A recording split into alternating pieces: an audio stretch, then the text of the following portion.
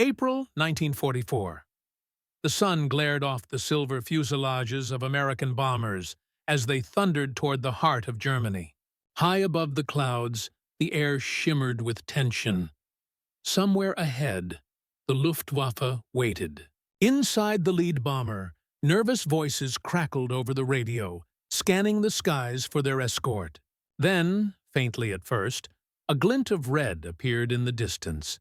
Sleek P-51 Mustangs, their tails painted crimson like burning embers slicing through the pale blue. The German pilots saw them too. Through the canopy of a Messerschmitt, one ace squinted, confused. These Mustangs flew tighter, faster, with astonishing discipline. But as the dogfight unfolded, the radio chatter on the German frequency turned from confidence to disbelief. Die sind schwarz. The enemy pilots they faced weren't white Americans. They were black men. The red tails dove with surgical precision, guns roaring, defending the bombers with unmatched resolve. In that moment, the skies above Europe witnessed not just a battle for air superiority, but a battle for respect, identity, and equality written in smoke and fire.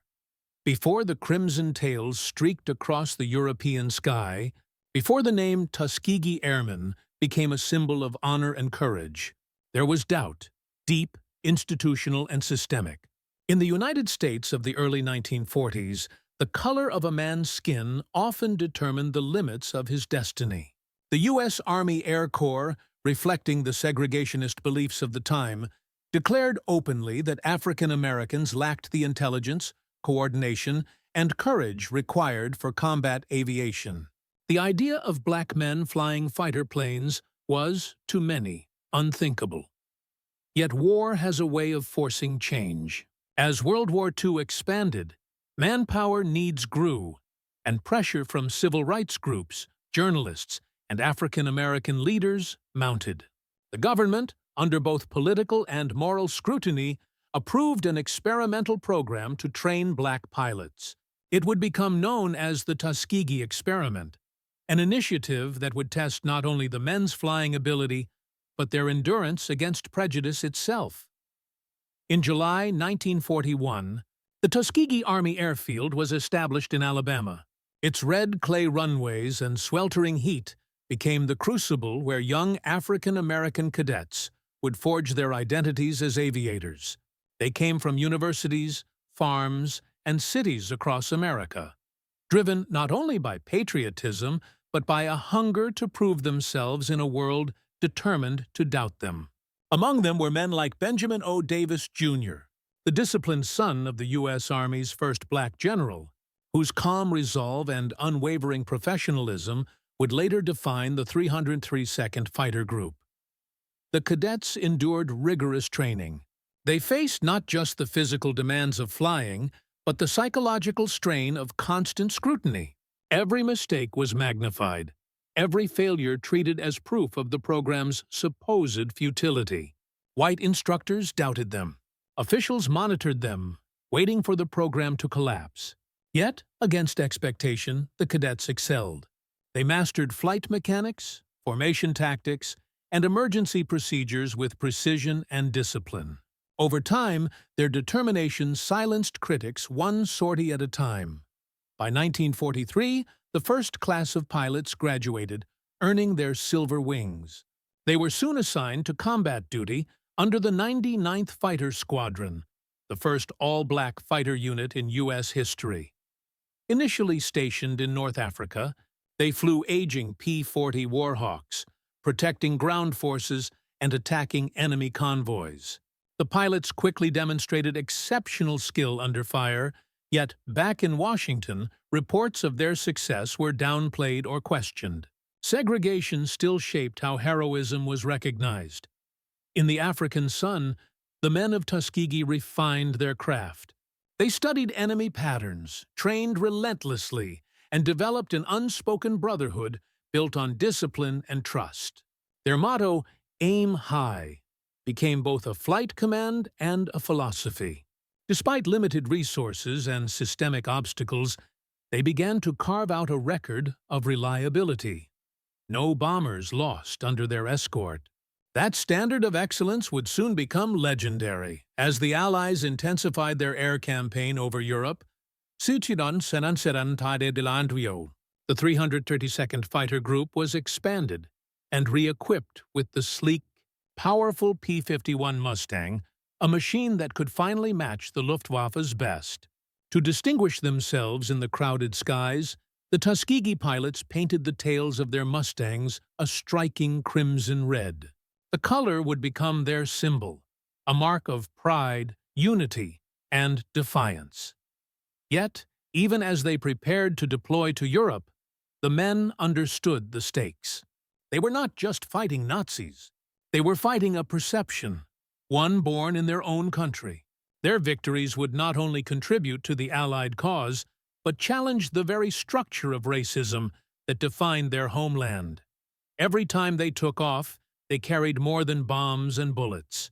They carried the weight of history, expectation, and a quiet promise that they would prove their worth not through words, but through flawless execution in the most unforgiving arena of all, aerial combat.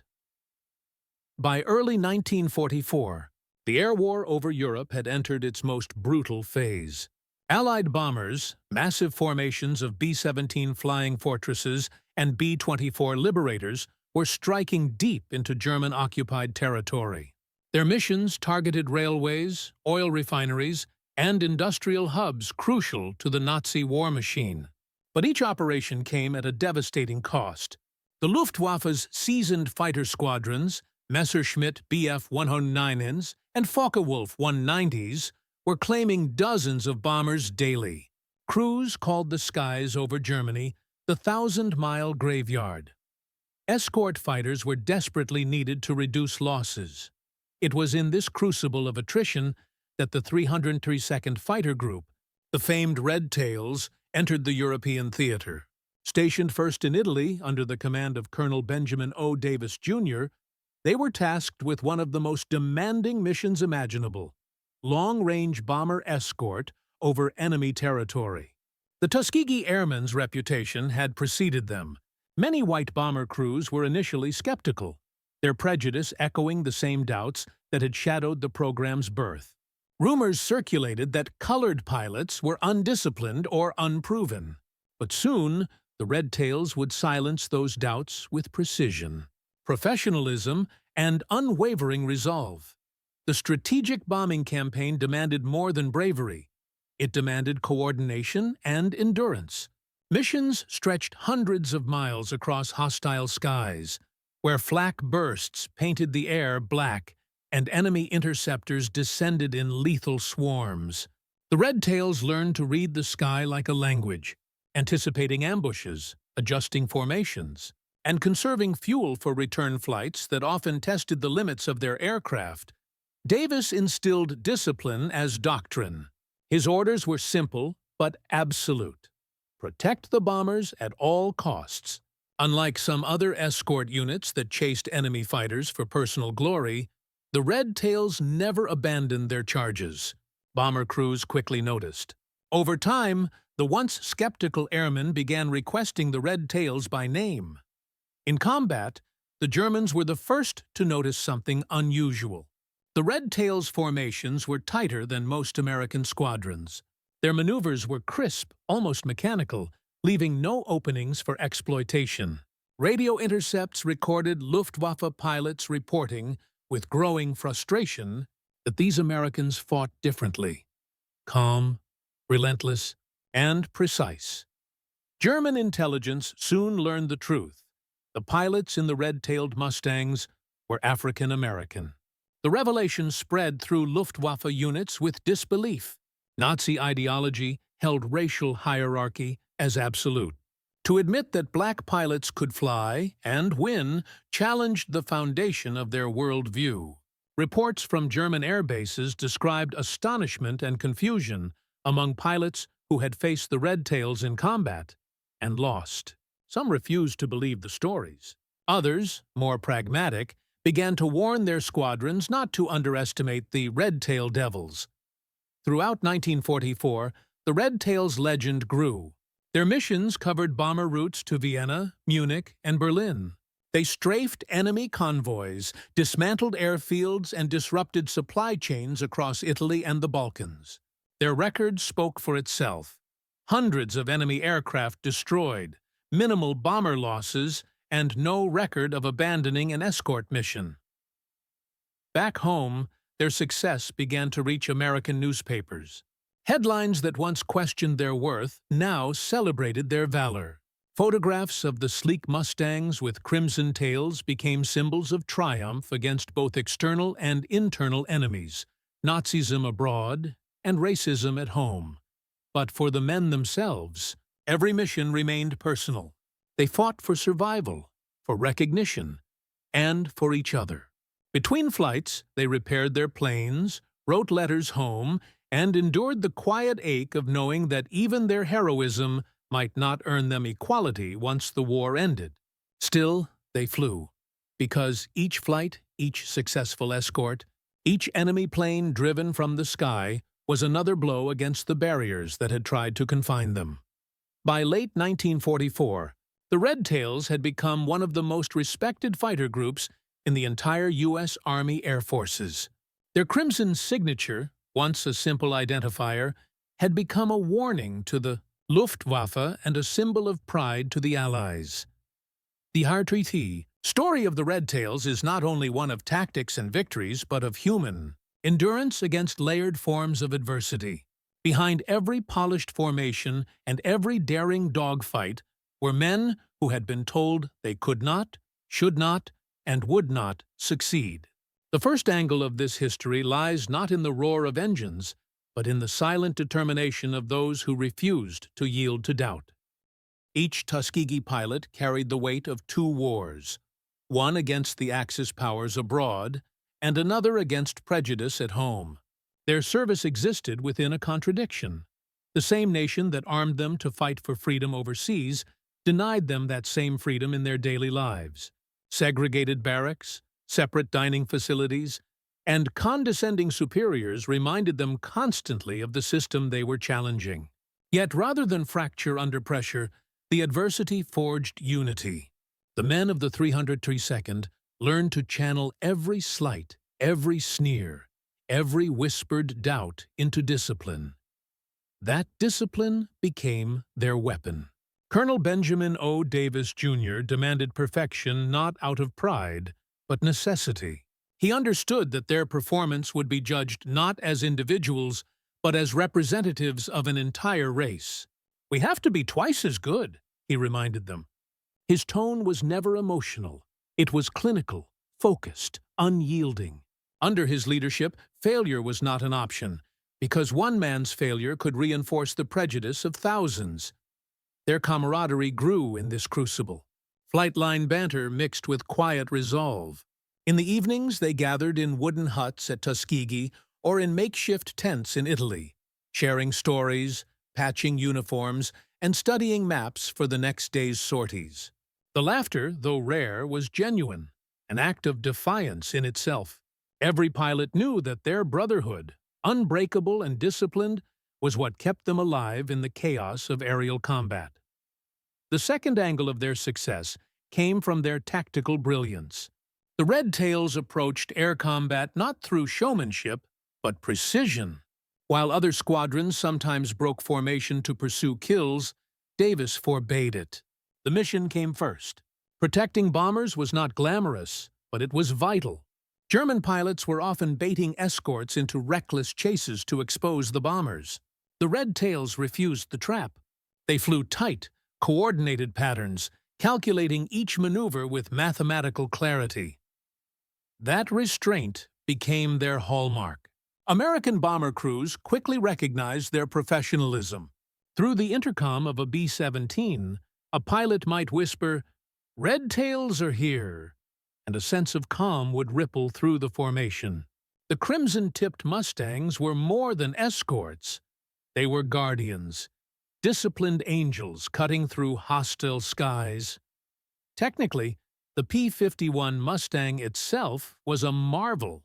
Its Rolls-Royce Merlin engine gave it both speed and range, allowing the Red Tails to fly deeper into enemy territory than ever before.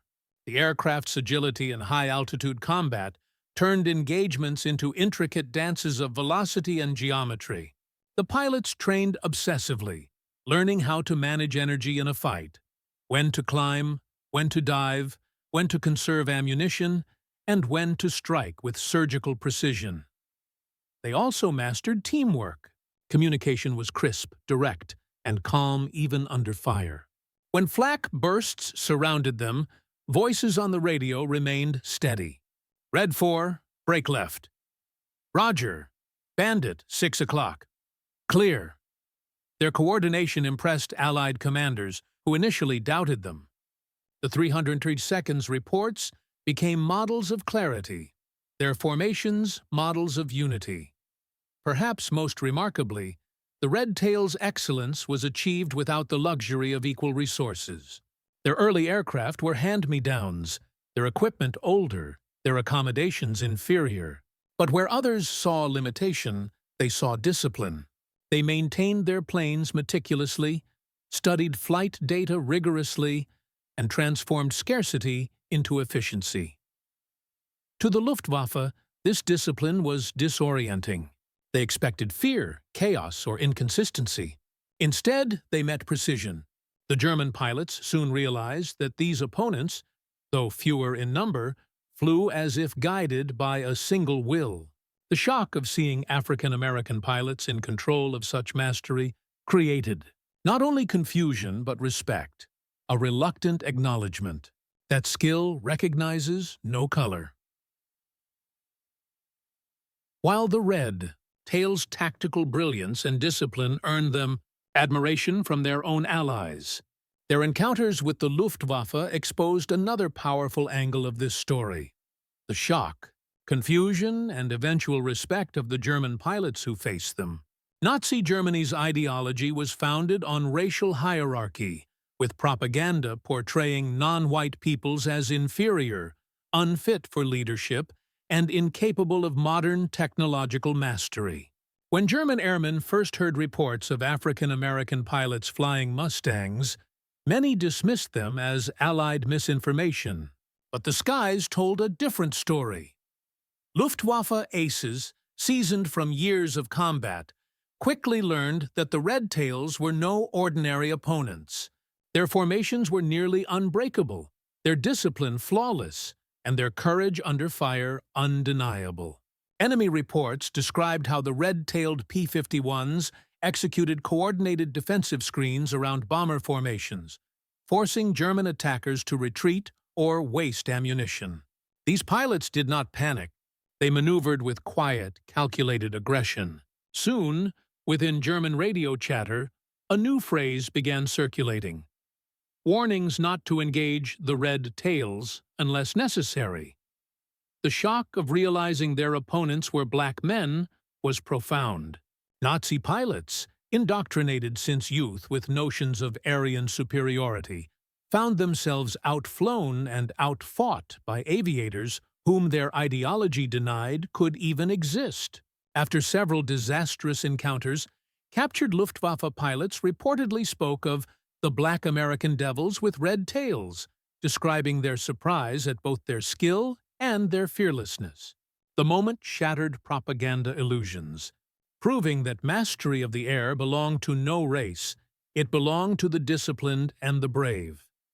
For the Red Tails themselves, that recognition carried deep meaning. To earn the respect of an enemy so deeply racist was not merely a tactical victory, it was a symbolic one. It represented vindication against centuries of oppression, achieved not through protest or rhetoric, but through undeniable excellence in the harshest arena imaginable. Every time a German ace fell from the sky, every time a bomber returned home intact, the Red Tails rewrote the narrative of who was capable, who was courageous, and who deserved honor. Another angle emerges in the moral and symbolic dimension of their mission. The Red Tails were not just fighting for strategic objectives. They were fighting to redefine identity. Their success challenged the very foundation of the segregated system that had tried to contain them. Within the U.S. Army Air Forces, white officers who once refused to salute them now recognized their value.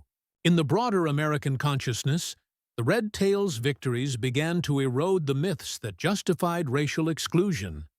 At a moral level, their service became a mirror for America itself.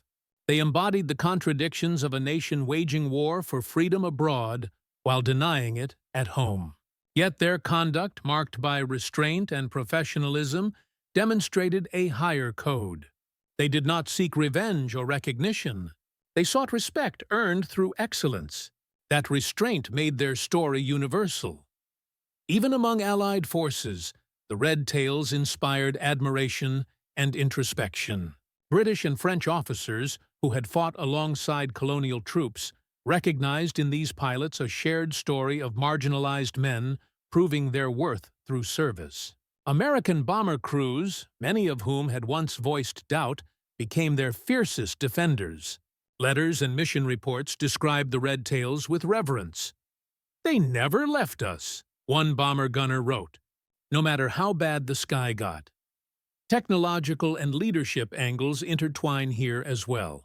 Under Colonel Davis's quiet but firm command, the Red Tails developed methods that influenced escort doctrine across the air forces. Their tight escort formations, fuel management systems, and defensive coordination became models for later units. They proved that innovation could emerge from those whom history had excluded from leadership. The final and perhaps most profound angle is legacy. The Red Tails' impact extended far beyond the war. Their success laid groundwork for the integration of the U.S. Armed Forces and inspired generations of aviators, black and white alike. They had not just fought to win a war, they had fought to redefine who belonged in the cockpit, who could command, and who could be trusted with the sky.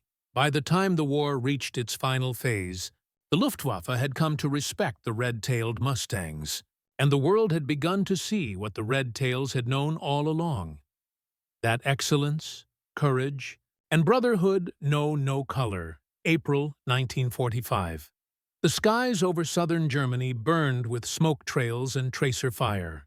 The war was nearing its end, but the Luftwaffe was still dangerous, desperate, unpredictable, and determined to strike one last blow against the advancing Allies. On that morning, the 332nd Fighter Group, the Red Tails, was tasked with escorting a massive formation of B-17 flying fortresses deep into enemy territory.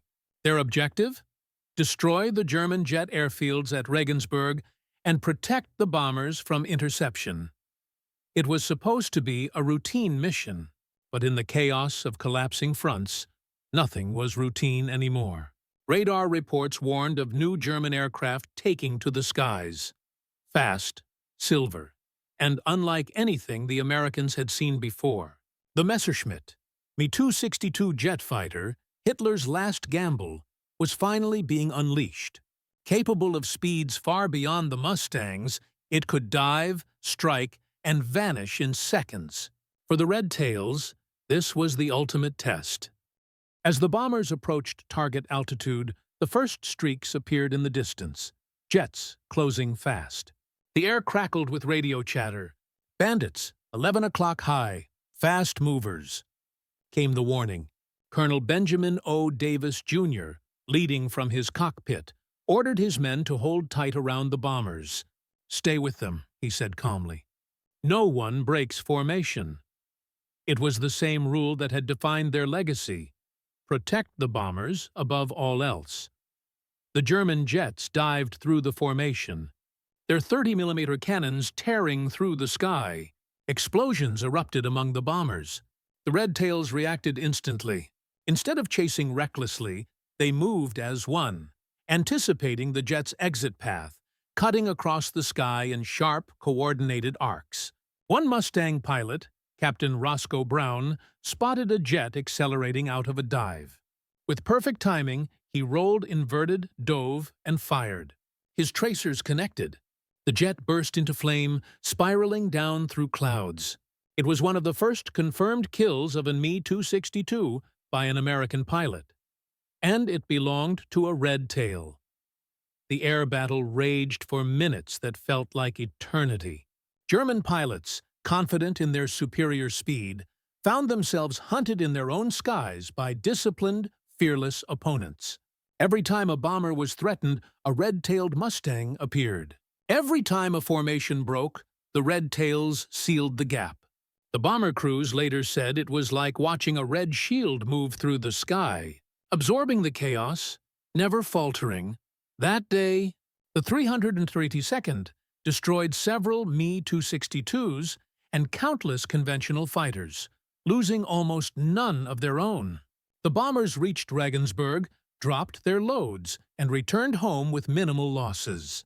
When the after-action reports were filed, commanders were stunned, not just by the kill count, but by the precision and unity of the group.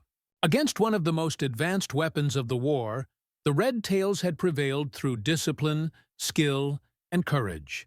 But beneath the triumph lay the deeper emotional turning point. For years, the Tuskegee Airmen had been told they could never match white pilots, that their role was limited, their potential capped. Yet in this moment, at the height of the most complex air campaign in history, they had not only matched, they had surpassed. They had done so under the red-painted tails that had once marked them as different. Now that difference had become a symbol of excellence. News of the Red Tails' jet victories spread quickly. Within Allied command circles, skepticism turned to admiration. General James Doolittle himself commended the group, noting their unmatched escort record. For bomber crews who had flown hundreds of missions, the name Red Tail became synonymous with safety. They began requesting them specifically for escort duty, refusing to fly without them. On the German side, the shock deepened. Intercepted communications revealed disbelief that black pilots had shot down Me-262s, the pride of German engineering. Nazi propaganda could not explain it.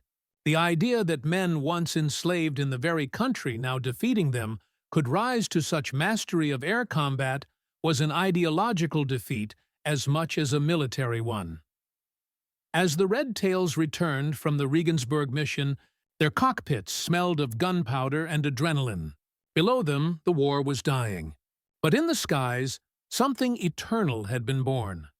A legend that transcended race, nation, and even war itself.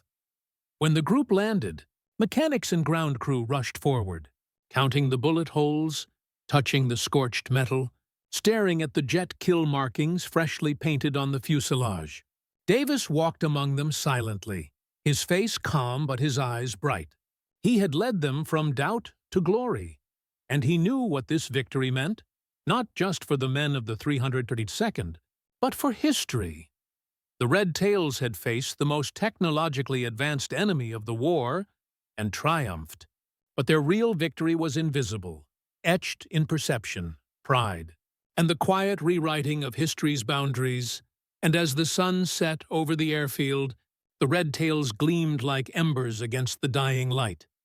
Symbols of a new dawn for those who had been told they would never fly. That Regensburg mission marked more than a military victory. It marked the symbolic unmasking of prejudice in one of the world's most segregated institutions. The Red Tails had not just escorted bombers, they had escorted a new idea into being. Yet their defining moment came in the final weeks of the war, during the push over Austria and Czechoslovakia.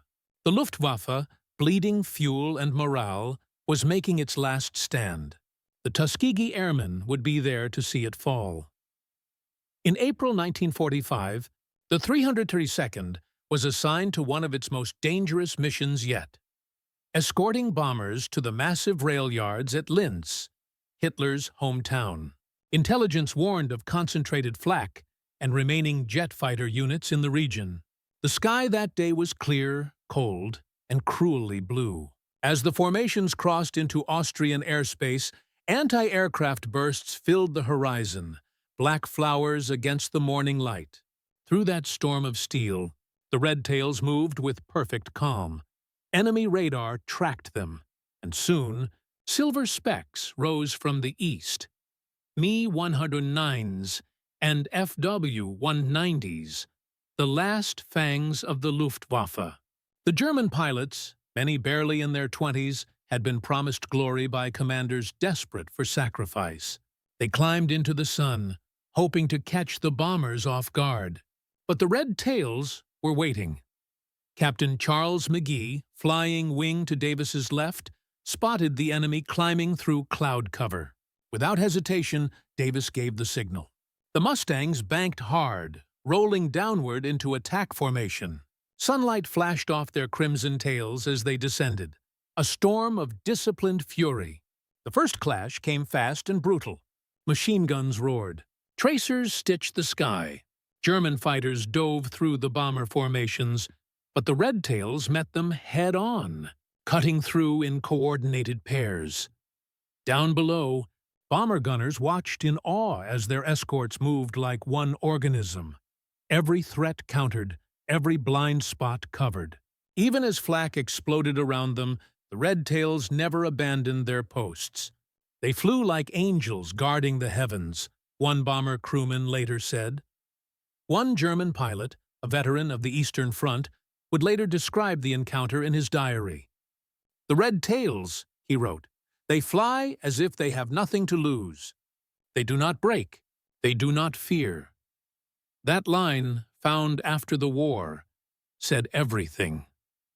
By midday, the air above Linz was filled with burning wrecks and smoke trails. The Luftwaffe had thrown its last strength into the fight, and it was broken. The red tails shot down multiple enemy aircraft, including jets attempting to climb to intercept altitude.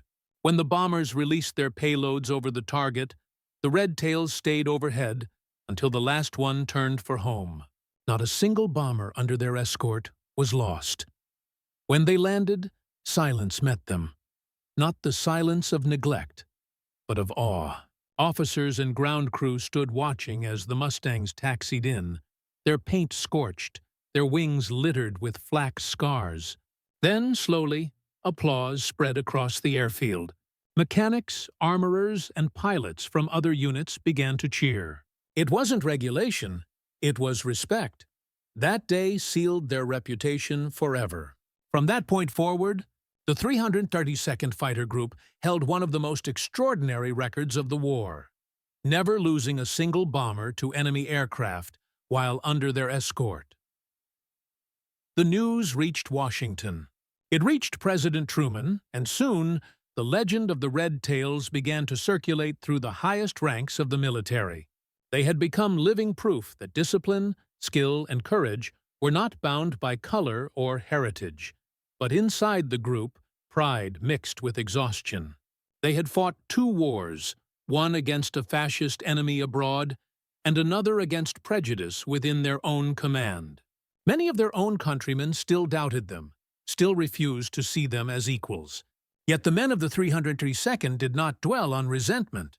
They found purpose in quiet triumph. "We let our flying speak for us," Davis said simply. In those final days of the European War, the Red Tails flew missions over collapsing German lines, watching the Reich crumble below. Cities once defiant now lay in ruins. Columns of surrendering troops stretched along the roads, and in the sky above it all, the red-tailed Mustangs roared past, symbols of a future not yet written, but finally possible. When Germany surrendered in May 1945, the Tuskegee Airmen returned to their base in Italy. Their barracks were modest, their celebrations humble. But as news of victory spread, so too did word of their record. They had flown more than 15,000 sorties, destroyed hundreds of enemy aircraft, and earned hundreds of medals for valor. Most importantly, they had changed minds, not through speeches or protests, but through discipline, sacrifice, and the unbreakable bond of brotherhood. For the German pilots who had faced them, the shock had long turned to respect. The image of black men flying P-51 Mustangs with red-painted tails became one of the war's quiet revolutions. It dismantled lies without a single word. The Red Tails had proven that courage was universal, that the sky belonged to anyone brave enough to rise into it. When the guns finally fell silent in Europe, the world stood amid the ashes of empires. The Red Tails, those quiet warriors of the 332nd Fighter Group, had returned to their base at Ramatelli, Italy, not as mere pilots, but as living contradictions to everything the old world had believed. The airfields they once shared reluctantly with white officers were now filled with salutes, handshakes, and nods of respect. Their record spoke louder than any speech could. Hundreds of missions, nearly flawless escort performance, and a kill count that stunned Allied command. But the transition from war to peace was bittersweet. For all their valor, the men of the Tuskegee Airmen returned to an America still divided by race. Train stations that cheered white veterans in uniform turned silent when black pilots stepped off. Some were denied entry to officers' clubs, even after defeating Hitler's Air Force. Their uniforms carried medals, but society still saw their color first. The paradox was painful. Heroes abroad, outcasts at home. Colonel Benjamin O. Davis, Jr. faced this with his characteristic calm. He believed change would come not through anger, but through endurance. "We've proven what we can do," he told his men. "Now we must make sure no one forgets." His words carried weight, because history had often erased the contributions of black soldiers before. But the Red Tails were different. Their record could not be dismissed. Their victories were written in the very flight logs of the U.S. Army Air Forces. Soon after the war, reports of their heroism reached the White House. In 1948, President Harry S. Truman signed Executive Order 9981, mandating the desegregation of the U.S. Armed Forces. Though many forces had pushed for this decision, the Red Tails had proven the moral and practical case. Their excellence had shown that segregation was not only unjust, it was inefficient. The Air Force, that once doubted them, now adopted their methods, discipline, and unity as a model for integration. Abroad, their impact rippled far beyond military circles. In post-war Germany, captured Luftwaffe officers spoke openly of their respect for the red-tailed devils. Some said they had never seen such precision or bravery under fire. For many Germans raised under Nazi ideology, witnessing black pilots dominate the skies had been a personal reckoning. It shattered the illusion of racial hierarchy more effectively than any propaganda could. For the Tuskegee Airmen, victory brought both pride and a heavy weight of memory. Many could still see the faces of friends lost over Italy, Austria, and the Balkans. Lieutenant Lee Archer, one of the group's top aces, often said the silence after combat was the hardest sound of all. When the engine stopped, he recalled, you remembered everyone who didn't make it home. Yet even in their pain, they understood the larger meaning of their service. They had opened a door for generations yet unborn. Their courage inspired a movement that would soon challenge America itself, the Civil Rights era. Rosa Parks, Martin Luther King Jr., and countless others would draw strength from the example of the Tuskegee Airmen, who had proved that dignity and discipline could conquer hatred. By the late 1940s, the legend of the Red Tails had spread to schools, newspapers, and training bases. For young black Americans dreaming of flight, they became proof that the impossible was possible. The name Tuskegee was no longer just a place in Alabama. It was a symbol of triumph through perseverance. Still, the world moved on quickly, and many of the airmen returned to quiet lives. Some became commercial pilots, though few airlines hired black men. Others became educators, engineers, and community leaders. Colonel Davis continued his career, rising through the newly formed U.S. Air Force to become the first African-American general. His quiet determination had guided them through war, and now through peace. But for those who had faced them in combat, the memory of red-painted tails flashing through the clouds never faded. German veterans spoke of them not with bitterness, but with awe. They were living proof that the sky had judged all men equal. As the years passed, the story of the Red Tails became a bridge between two eras, the age of global war and the dawn of civil transformation. What they achieved in the skies over Europe began to ripple through the fabric of American society, reshaping how the nation understood service, sacrifice, and equality. The war had tested the limits of humanity, and in doing so, it had revealed the quiet greatness of those once kept at the margins. In post-war America, newspapers began printing articles about the 332nd Fighter Group's record.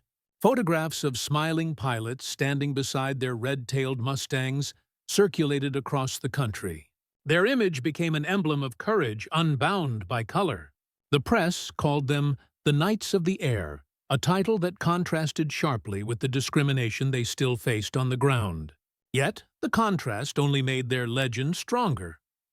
Across military academies, instructors studied the Red Tails' mission reports, praising their discipline and coordination.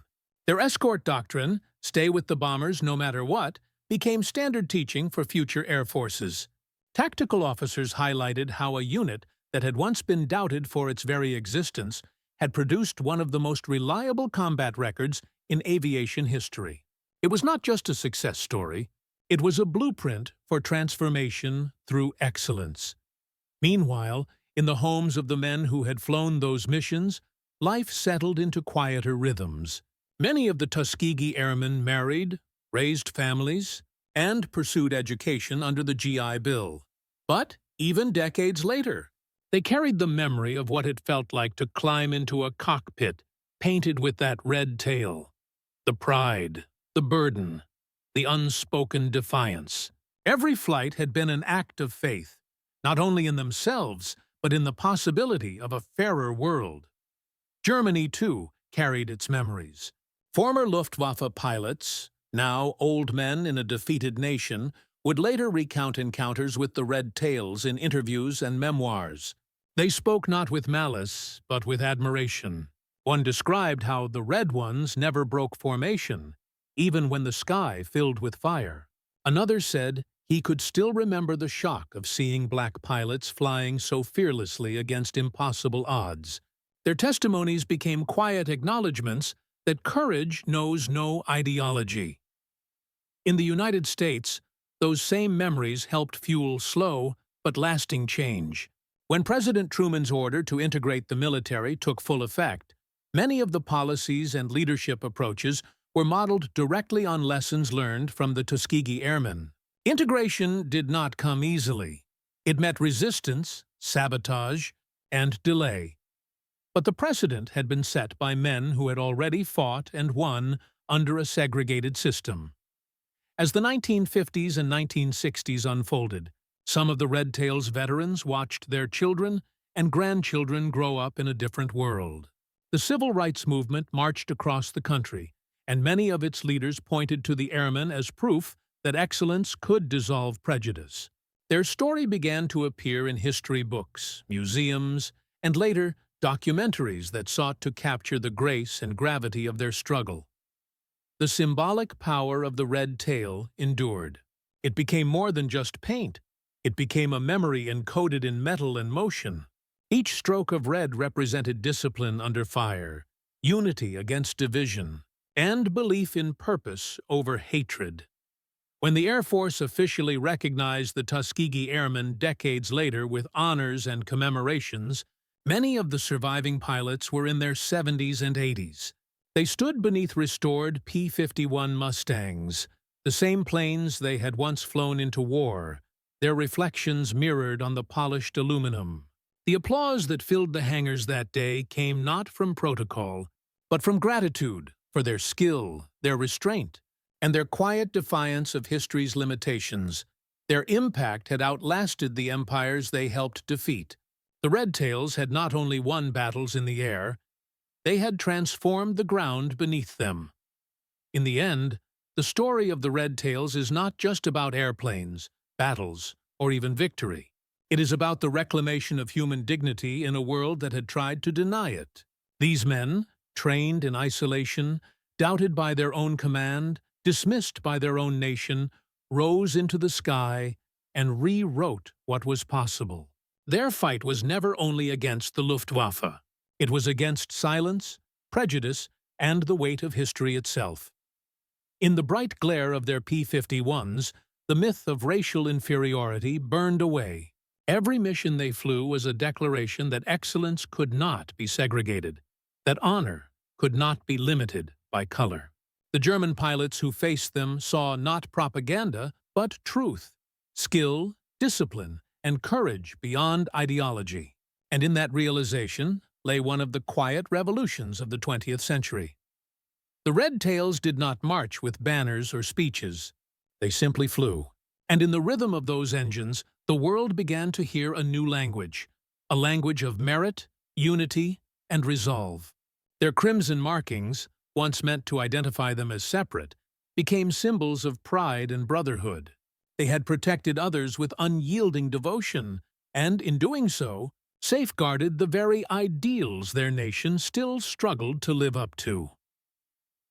When history looks back on the skies of Europe, it will see the streaks of vapor trails crossing through sunlight and shadow, and among them the unmistakable red tails cutting steady lines toward the horizon. They were proof that courage is not inherited, it is chosen, that dignity is not given, it is earned, and that freedom, though flawed and incomplete, is always worth defending. Long after the last of them has flown their final flight, their story remains a beacon. For every person told they cannot rise, the red tails whisper from the clouds, "You can." For every nation struggling with its contradictions, they remind us that progress is not found in comfort, but in confrontation, with fear, with bias, with the limits of imagination. Their legacy endures in the sky itself, a quiet, eternal promise that the human spirit, once lifted, never truly falls.